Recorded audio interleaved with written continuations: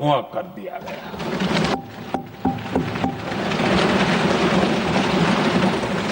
आतंक के गढ़ कोई सोच नहीं सकता कि वहां तक कोई जा सकता है। बहावलपुर और मुर्गे उसको भी जमीन दोस्त कर दिया गया। आदरणीय अध्यक्ष जी, हमारे सेनाओं ने आतंकी अड्डों को तबाह कर दिया। तीसरा पक्ष, पाकिस्तान की न्यूक्लियर धमकी को हमने झूठा साबित कर दिया।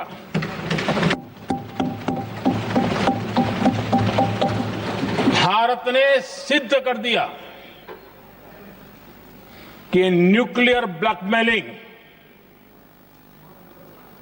अब नहीं चलेगा और न ही ये न्यूक्लियर ब्लैकमेलिंग के सामने भारत झुकेगा।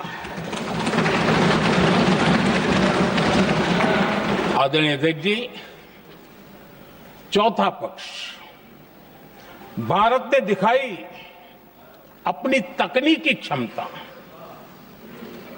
पाकिस्तान के सीने पर सटीक प्रहार किया।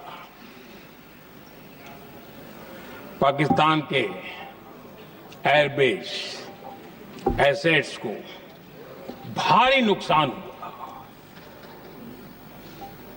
और आज तक उनके कई एयरबेस आईसीयू में पड़े हैं।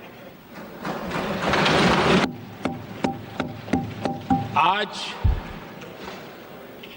टेक्नोलॉजी आधारित युद्ध का युग है। ऑपरेशन सिंदूर इस महारत में भी सफल सिद्ध हुआ है।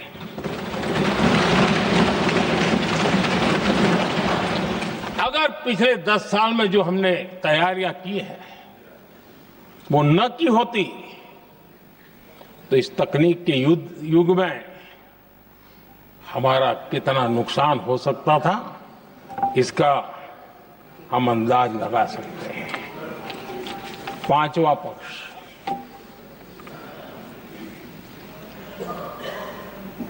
ऑपरेशन सिंदूर के दरमियान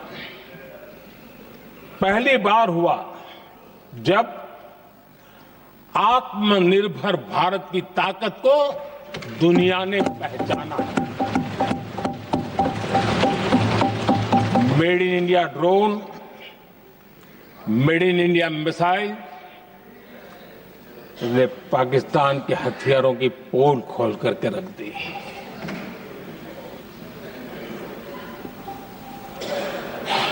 आदरणीय अध्यक्ष जी, और भी एक महत्वपूर्ण काम जो हुआ है, वैसे जब राजीव गांधी जी थे उस समय उनके जो एक डिफेंस का काम देखने वाले अमोस थे, उन्होंने जब मैंने सीडीएस की घोषणा की तो वो बहुत प्रसन्न होकर के मुझे मिलने आए थे और बहुत बहुत प्रसन्न थे वो। इस समय ऑपरेशन में नेवी, आर्मी, एयरफोर्स तीनों सेनाओं का जॉइंट एक्शन, इसके बीच की सिनर्जी, इसने पाकिस्तान के छक्के छुड़ा दिए।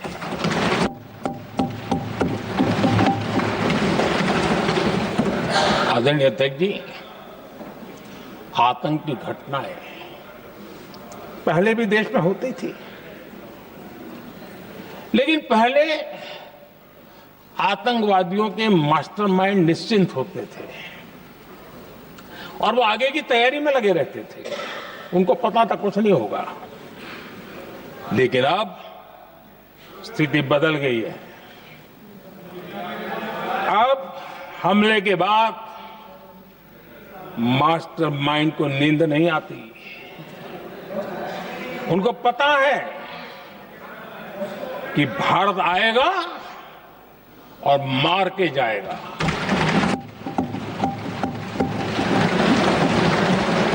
ये न्यू नॉर्मल भारत ने सेट कर दिया है।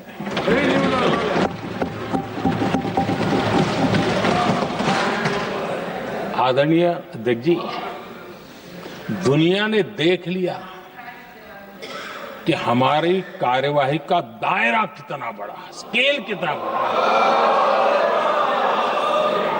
सिंदूर से लेकर के सिंधु तक पाकिस्तान पर कार्रवाई की है। ऑपरेशन सिंदूर ने तय कर दिया कि भारत में आतंकी हमले की उसके आकाओं को और पाकिस्तान को भारी कीमत चुकानी पड़ेगी। अब ऐसे ही नहीं जा सकते। आदरणीय अध्यक्ष जी, ऑपरेशन सिंदूर से स्पष्ट होता है कि भारत ने 3 सूत्र तय किए हैं।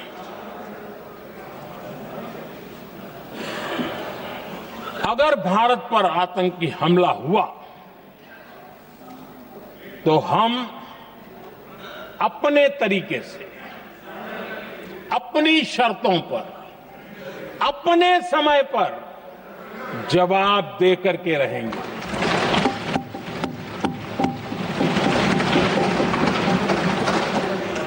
दूसरा, कोई भी न्यूक्लियर ब्लैकमेल अब नहीं चलेगा।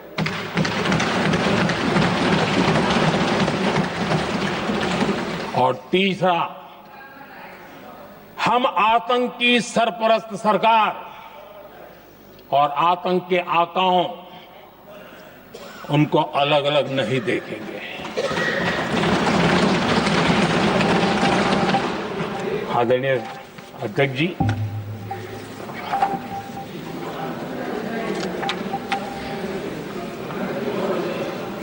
यहां पर विदेश नीति को लेकर के भी काफी बातें कही गई हैं।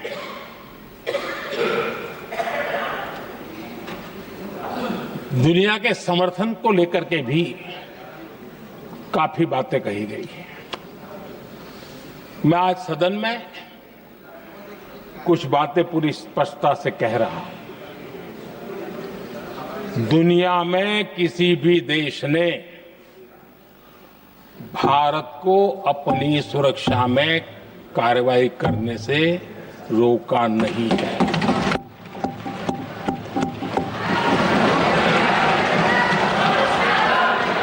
संयुक्त राष्ट्र 193 कंट्रीज,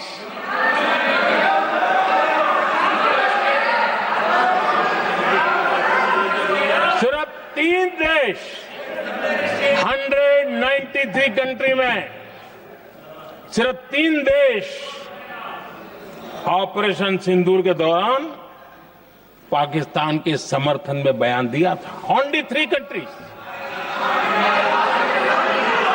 क्वाड हो, ब्रिक्स हो, फ्रांस, रूस, जर्मनी, कोई भी देश का नाम ले लीजिए, तमाम देश दुनिया भर से भारत को समर्थन मिला है।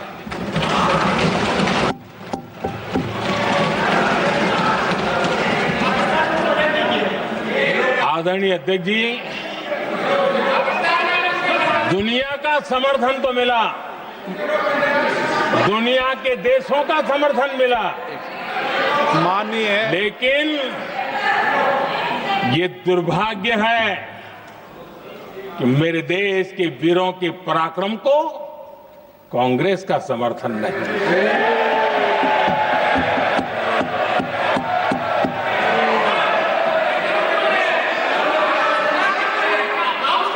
22 अप्रैल के बाद, 22 अप्रैल के आतंकी हमले के बाद 3-4 दिन में ही ये उछल रहे थे। और कहना शुरू कर दिया, कहां गई 56 इंच की छाती, कहां खो गया मोदी, मोदी तो फेल हो गया। क्या मजा ले रहे थे, उनको लगता है वाह बाजी मार ली। उनको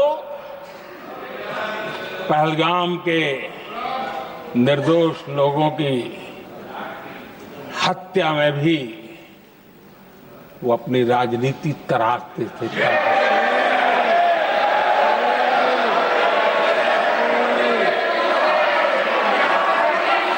अपनी स्वार्थी राजनीति के लिए मुझ पर निशाना साध रहे थे,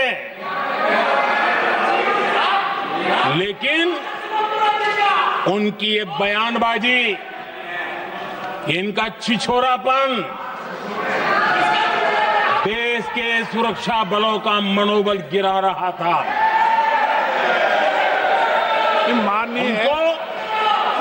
माननीय प्रतिपक्ष के नेता, एक मिनट, प्रतिपक्ष के नेता आपकी बात सबने ध्यान से सुनी।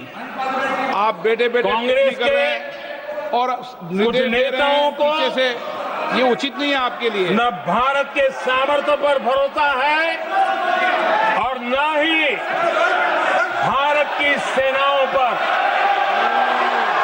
इसलिए वो लगातार ऑपरेशन सिंदूर पर सवाल उठा रहे हैं। ऐसा करके आप लोग मीडिया में हेडलाइंस तो ले सकते हैं, लेकिन देशवासियों के दिलों में जगह नहीं बना सकते।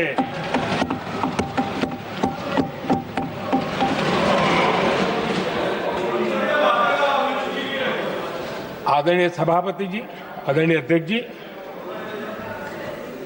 10 मई को भारत ने ऑपरेशन सिंदूर के तहत हो रहे एक्शन को रोकने की घोषणा की। इसको लेकर यहां भांति भांति की बातें कही गई। ये वही प्रोपेगेंडा है जो सीमा पार से फैलाया गया है। कुछ लोग सेना द्वारा दिए गए तथ्यों की जगह पाकिस्तान के झूठ प्रचार को आगे बढ़ाने में जुटे हुए हैं।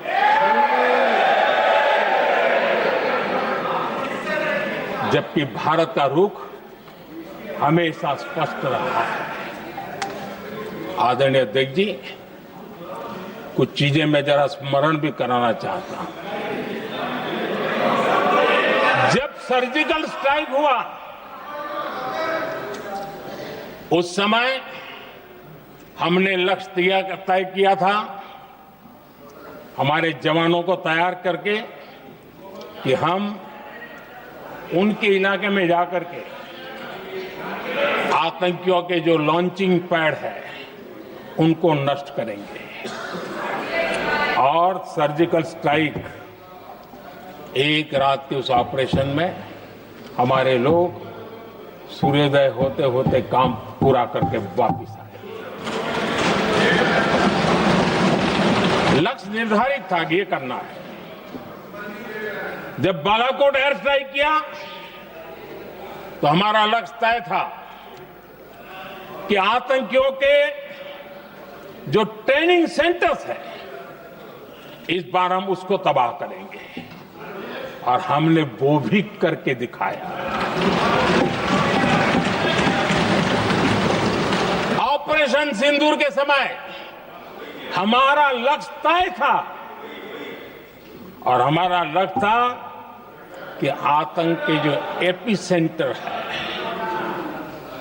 और पहलगाम के आतंकियों को जहां से पुरजोश योजना बनी, ट्रेनिंग मिली, व्यवस्था मिली, उस पर हमला करेंगे। हमने उनके नाभि पर हमला कर दिया। धुआं कर दिया गया।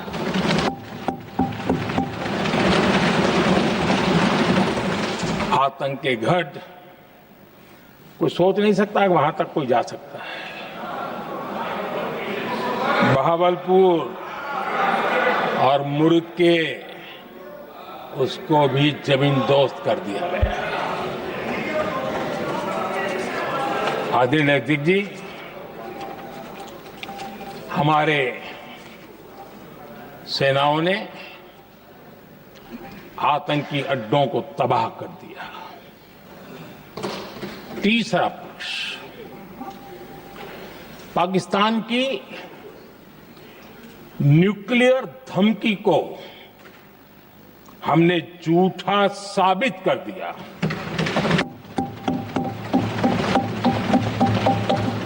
भारत ने सिद्ध कर दिया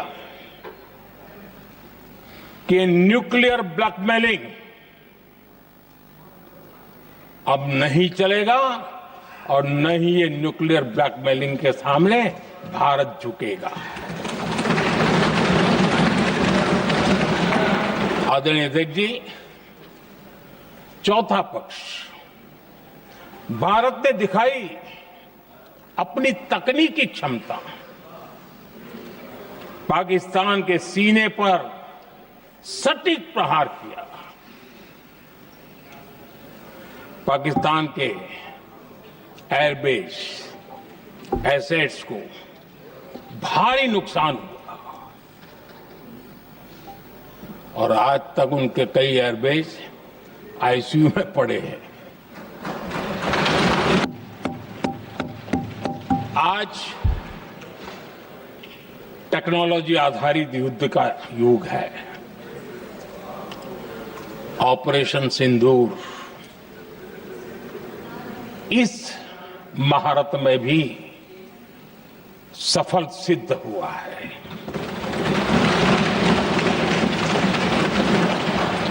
अगर पिछले 10 साल में जो हमने तैयारियां की हैं वो न की होती तो इस तकनीक के युग में हमारा कितना नुकसान हो सकता था, इसका हम अंदाज लगा सकते हैं।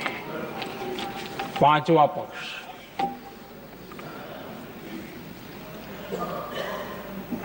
ऑपरेशन सिंदूर के दरमियान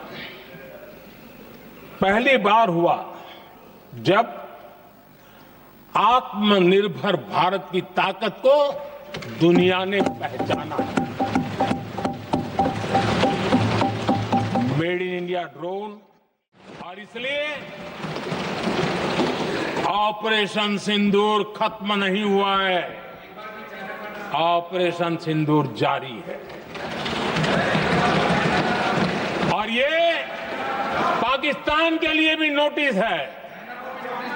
वो जब तक भारत के खिलाफ आतंक का रास्ता रोकेगा नहीं, तब तक भारत एक्शन लेता रहेगा।